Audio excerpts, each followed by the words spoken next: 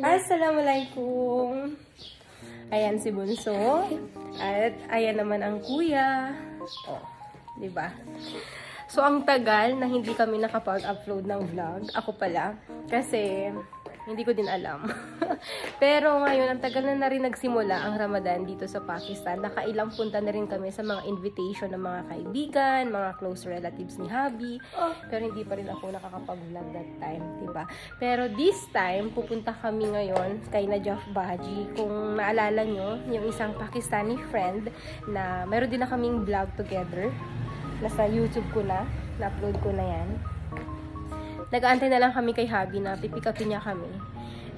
But ito din yung first time pala na hindi namin makakasama si Habi na mag-fasting tuloy, na mag-iftar dahil pupunta kami kay Najaf Baji. Siya naman, babalik ulit siya kasi may work. So, baka sa office na lang din siya mag-i-iftar. Tingnan mo ang mukha ng kuya. Ang bunso pala. Nakakatuwa kasi proud ako sa mga bata dahil how many times now you're doing the Rosa? It's 7. For the 7th time? Yes. Kahit pumapasok sila sa school, tawag nun, naka-fasting sila. Tapos, minsan, yung mga classmate nila, hindi naka-fasting. So, kahit kumakain sila yung mga classmates sa harap nila, ay, hindi, talagang pinipigilan nila kahit gutom na. Kaya nakaka-proud. Pero si kuya, I think pang 8 times mo na, kuya? Huh? Oh, kuya, you're having a morning star. Really? Yes. No, I can't feel. What do you call that in Urdu? This one? I don't know. Oh my, kuya. Really, I can't feel anything. But I can see it. But now, fine. Tapos kanina, sabi nila mo, baka, tawag nun, niloloko ko sila na kaya niyo pa ba? Or what? Sabi na kaya pa daw. Hanggang daw matapos ang buhol Ramadan ay mag-fasting na sila. Whenever you get on one video 1 million views. 1 million views? Yes, no, not yet. In Inshallah. Yes, 1K. Your 4,000 hours complete? I think not yet. Tinatanong ng mga bata kasi sila parang gusto na din daw nilang mag-start mag-vlog. Dahil merong isang batang Pakistani na nag-start mag-vlog and ang dami niyang fans. Tapos nasa 6 years old, 7 years old lang siya. Pinapanood namin ng mga bata. Kaya na-inspired naman sila. Kaya si kuya gumagawa-gawa naman siya ng game vlog. Yeah, subscribe my channel, ZH Gameplay. Oh. Right, ZH Gameplay. What is the name of your channel in YouTube? ZH Gameplay, and it will be Zed Supla picture. Okay. So, you can write ZH Gameplay. Yeah. Kung ano yung mga hilig niya, mga Xbox, PS4, mga ganyan. Yan yung mga iba vlog. Yan ang content naman ni kuya. Okay. Tagal naman ni Habi. Dami ko nang nasabi. Sabi ni kuya, bakit daw may dryness ako? Naglagay na ako ng lotion pero hayaan mo na. And nakakahiya kasi sabi ni Najaf Baji, sabi ko magluluto pala ako ng white pasta. Pero sabi niya kahapon daw nung iftar nila nakapagluto na, kaya don't bring anything, just come here. Kaya naman ang dinala ko na lang is chana-cha tsaka fresh milk. Kasi mamaya mag-chai kami doon. So at least hindi na sila gagastos sa amin ng gatas. Andito na si Habi. Nasundo na kami kasama si Ayasbay. Nakatapos ko lang mag-video call sa Pinas kay Mama Nels. Ayan na. Kuya.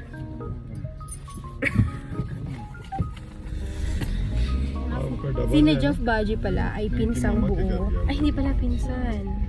Oo nga, pinsan pala ni Ayasbay. Ayan. Siya yung dahilan kaya namit namin si Najaf Baji. Katawagan.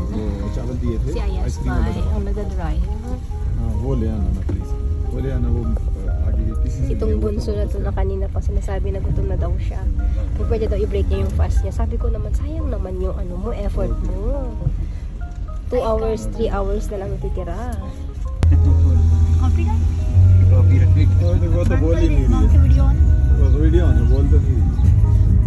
Now we reach sa kay Najaf Baji house. Okay. Allah Hafiz, bye. Thank you.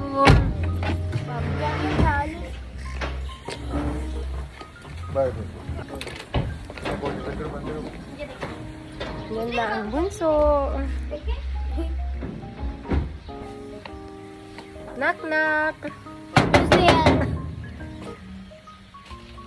Dala-dala ng mga bata yung badminton, your PS4 or Xbox? Yes, PS4, pati yung backpack ni Kuya sa school kasi meron siyang assignment ngayon sa math. Again, At dahil classmate niya yung mga bata dito, yes, mga bagong classmates ni Kuya. Ito na sila gagawa ng assignment. Bye-bye, Lafis. Okay, Allah. Hi, I'm doing my vlog. Say hi. How are you, Haram? Zulkarnain brought also his homework here. What about your homework? Then both of you should. Assalamualaikum. Do your homework in math now with what is this? With him. Diba? Ang bunso nagutom pero nakakapaglaro. Ayan ang kuya at saka si Hatem. Nagawa sila ng assignment. Dahil magka-classmate na sila ngayon, kaya masayang-masaya ang kuya namin.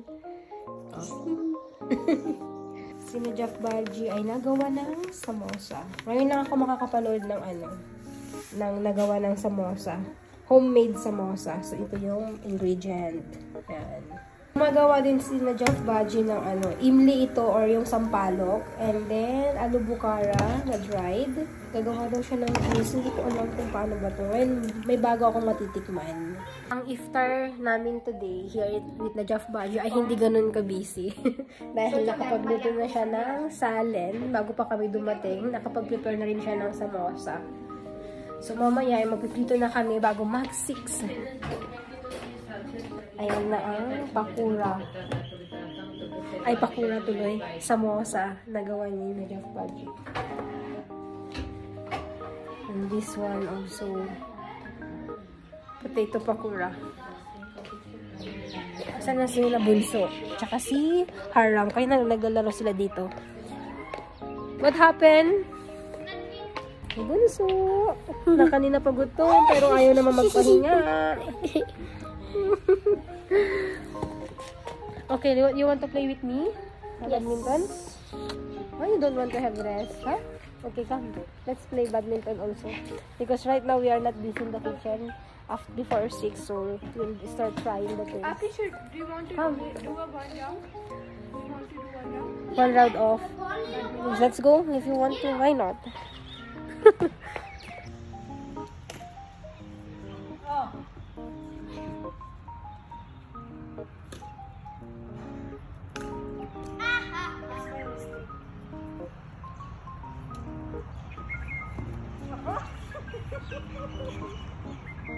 Yan, mag-start na akong magprito ng samosa, ng pakura, para sa ganun na hindi na kami malate kapag open ng fast.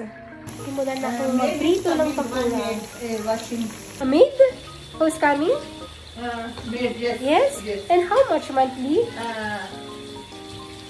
4,000. 4,000 monthly. Only to wash the dishes. So, ang bayad sa maid is 4,000 rupees. Pero mag-ano lang sila, maghuhugas lang. Ganito dito pala yung mga maid. Nung naghaharap din kami ni Hadi. Ang maid pala dito is, hindi katulad sa atin na multitasking. Na pag binayaran mo, sinweldohan mo, is gagawin nila lahat. Dito, kanya-kanyang trabaho. So, separate. Limbawa, kung magluluto lang, so yun lang yung babayaran mo. Tapos, another payment na naman pag maghuhugas siya or maglilinis siya, gano'n ang maid dito. Kaya naman, nakaka-earn talaga sila ng malaki. Kasi imagine mo kung magluluto lang sila or maghuhugas lang ang trabaho nila, pupunta sila sa isang bahay, maximum daw minsan 30 minutes lang after maghugas, lilipat ulit sila sa panibagong bahay. So, sa loob ng isang araw, imagine mo mga 8 houses or more than 10 houses, depende sa trabaho na gagawin nila. So, imagine yung ganun kalaki yung kinikita din ng maid. Alam nyo ba, kahit po dito yung mga maid natin na mga Filipino, kasi may madali mga Filipino din dito na mga housemaid, mga yaya, is starting $400 ang ano nila, ang sahod nila. And nalaman ko din na Filipino dito is every year, yearly yung ano nila, visa renewal. Kasi may namit ako last time na kabayan, yaya siya nung ng bata na pamangkin ng kaibigan ni Hagi. Nakakatuwa from, tagasan ba siya? Basilan. Yan si ate. No problema si Mariam sa samosa. It's not in a good shape today yan. The most important thing is the taste. Oh, gutom na si Bunso. Na kanina pa tinitiis yung gutom. What about my kuya? Huh? You're fine? Hindi na ako natapos kumain. Kanina pa kami kain ng kain. Hindi pa pala kami uuwi kasi si Najaf Baji ay prepare siya ng kheer. It's a famous Pakistani dessert. Kaya naman, mga saglit lang daw siyang gawin. Mga 30 minutes lang. Kaya kakain pa muna kami ng dessert bago umuwi. So, maya-maya pa ulit. Yeah, grabe. Walang katapusang dito. Kainan. Kaya Najaf Baji. Ang sipag niyang magluto, ha? Give me this one, Baji. Now, I will also learn now how to make kheer. Okay? Teach me also how to make. Nasa bahay lang si Najaf Baji, pero kita mo naman ang pag-gold ng Najaf Baji. Sa bahay lang. Pakistani women. Yeah. Pero totoong gold to, ha? Hindi lang siya. This is a real gold. Ganyan ang mga yayaman niyan. Haram anak. Kundi laga ke. Ng oras na 11 PM. Uwi pa lang kami. Oh, the charging. Oh, sorry. May dala-dala ako. Kheer. I thought you were taking pictures. We are going. Hanggang sa muli. Allah Hafiz.